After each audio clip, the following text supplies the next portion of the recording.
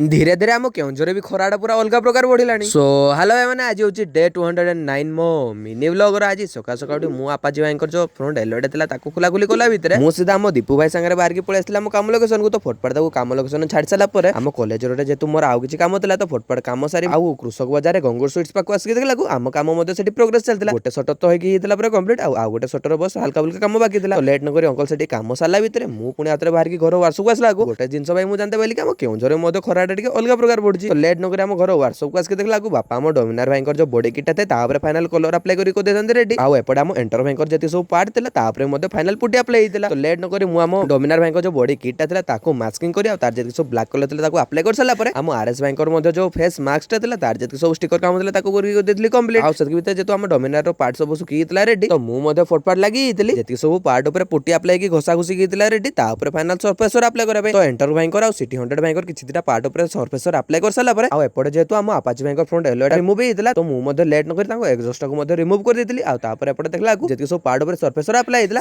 से सुखी। तो मैंने आजिकार ब्लॉग आपको केमती लगला निहाती कमेंट करके जणाइबे। जय जगन्नाथ।